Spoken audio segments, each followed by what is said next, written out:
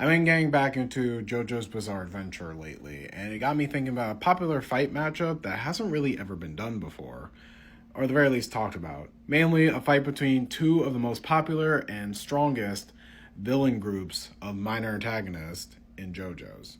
Part 5's the Squadra, the Hitman team, and of course Part 3's 9 Great Glory Egyptian Gods. Before discussing a fight like this, though, I do want to at least have a couple small stipulations. The big ones being that at least one fight will take place about 20 meters apart with each other, with La Squadra's 7 out of its 9 members, because we just don't see what Sorbot and Gelato stands were, and we have nothing to go off of, with the entire group of the 9 Glory Gods, without any other stipulations or other characters kind of thrown in the mix. So, like, no Cream, no Whole Horse, the works. The fight will also take place kind of in the middle of the Coliseum too, from both Part 2 and Part 5, just as a simple way to make sure that there's a wide open area for every character to kind of utilize their powers to mostly the fullest. Maybe throw in a couple of mirrors there for Luzo. Finally, for those of you who haven't gone to JoJo's Bizarre Adventure, 1, spoiler alert, and also 2, here's a short little breakdown of all of the characters' abilities at play here. Starting out with Stardust Crusaders, 9 Great Glory Gods.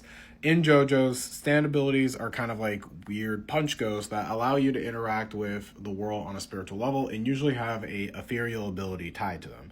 Usually whatever damage that a stand ability carries can also reflect itself on the user, and usually a stand can only beat a stand. And when the powers range, they can definitely range. So I'll go over each of them pretty fast. Starting off with probably the strongest amongst them, we have Endul with Geb.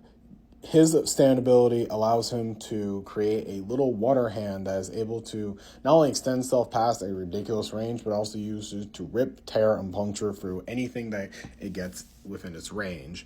Then we have the Oingo Boingo brothers. With Kunum, the stand ability allows him to disguise and shapeshift his appearance, while Boingo's Toph is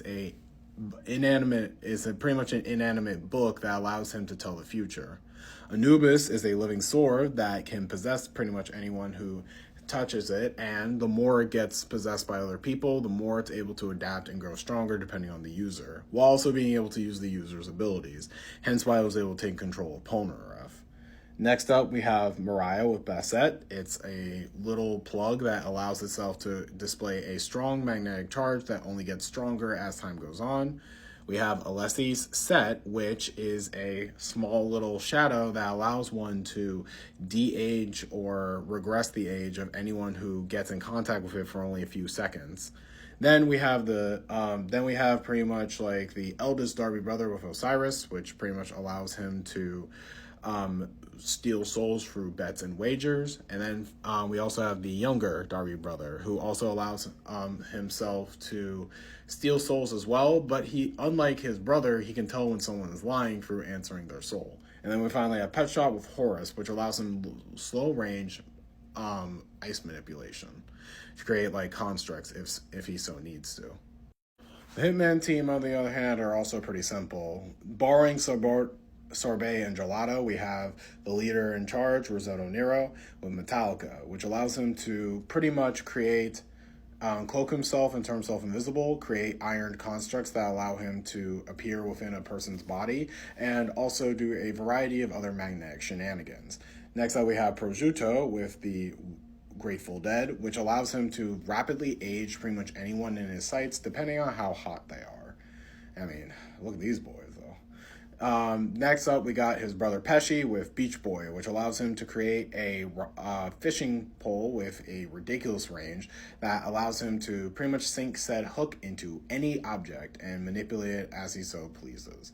Next up, we got Aluzo, who with Man in the Mirror, no MJ, allows him to send people to another mirror dimension based on if they're able to see and come into contact with a mirror near him.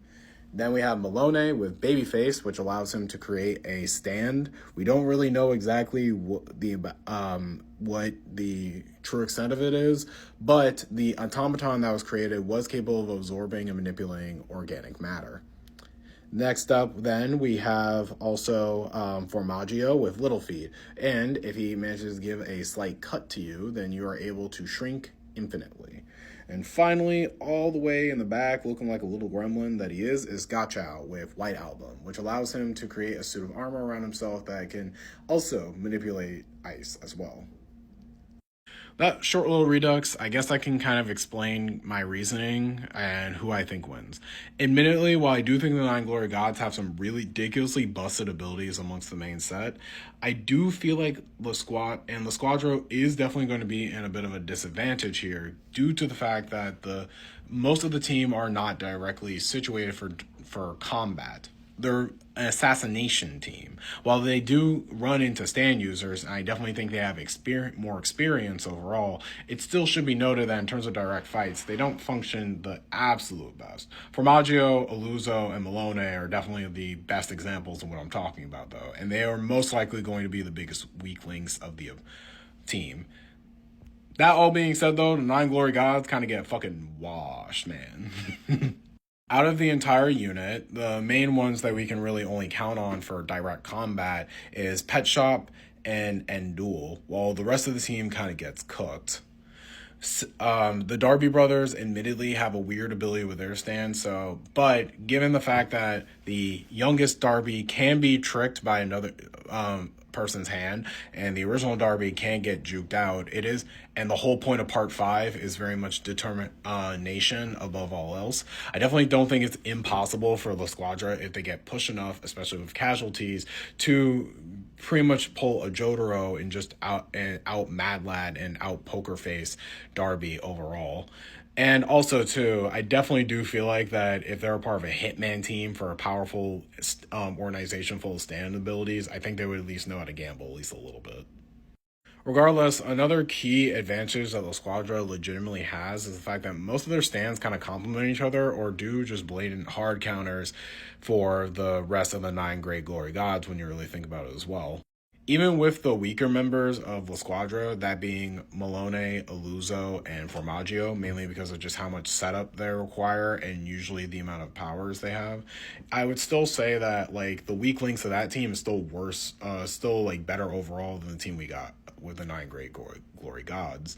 The weakest members of that team kind of already are mostly the Oingo Boingo brothers, which aren't really going to do anything since Kunum can do shapeshifting, but I doubt it will come that well into a fight given how well the Squadra all know each other, and also just like the various sensory capabilities that the team already has with Pesci and Risotto.